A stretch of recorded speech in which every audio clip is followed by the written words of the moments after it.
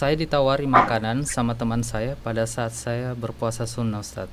Akan takut dengan ria, maka saya menolak makanan tersebut tanpa menyebutkan kalau saya ini lagi puasa, Ustadz. Apakah sikap saya Ya, sudah benar, Ustadz? ya tidak mengapa, begitu saja. Apa yang dilakukan dia berusaha tauria karena Nabi sendiri mengatakan bahwasanya siapa yang dipanggil makan oleh saudaranya hendaknya ia kemudian menjawabnya, barang siapa yang tidak berpuasa dia makan, dan yang sementara berpuasa mendoakannya, ya, mendoakan saudaranya. Jadi jangan dijadikan alasan bagi yang berpuasa untuk kemudian tidak menjawab apa undangan saudaranya. Ya, yang penting jangan juga dia sampai di sana bawa kantongan kresek kemudian dia bilang bungkus saja karena saya lagi berpuasa nanti saya pakai berbuka.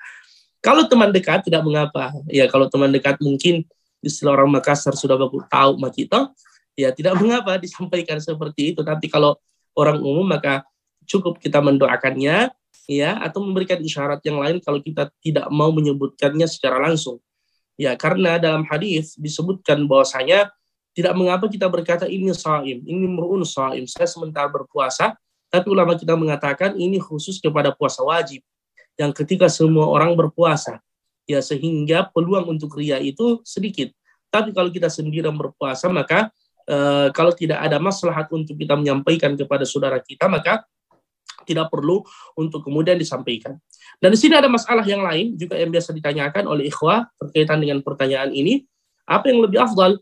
Apakah kita meneruskan puasanya, ya, atau kita berbuka, ya, sebagaimana permintaan saudara kita? Pertama, ya, ini ada khilaf di kalangan para ulama, dan yang sahih, selama puasa itu adalah puasa sunnah, maka boleh ia membatalkan puasanya. Ya, sebagaimana hadis Nabi as-saimul mutatawwi' amiru nafsi. Orang yang berpuasa sunnah dia sendiri yang memerintahkan dirinya mau meneruskan puasanya atau membatalkan puasanya. Sebagian ulama ada mengatakan mengqadanya, tapi yang sahih tidak perlu ia qada. Yang kedua dia melihat kalau misalkan tidak memberatkan saudaranya, ya, maka tidak mengapa dia teruskan puasanya. Misalkan bukan cuma dia diundang, yang diundang banyak orang yang datang, ya, dan dia tidak makan karena berpuasa, maka tidak mengapa teruskan saja puasanya. Tapi kalau misalkan saudaranya ini tidak mengundang siapa-siapa kecuali dirinya, dan makanan dikhususkan, ya, dia dikhususkan untuk dijamu, istrinya sudah memasak dari sebelum subuh sampai menjelang zuhur, ya, kemudian untuk mentraktir saudaranya, pas dipanggil dia bilang saya lagi berpuasa, ini kan bisa membuatnya sedih. Oleh karenanya dalam kondisi seperti ini, maka berbuka lebih afdal baginya, dan insya Allah dia akan mendapatkan pahala ganda, niatnya telah tertulis pahala.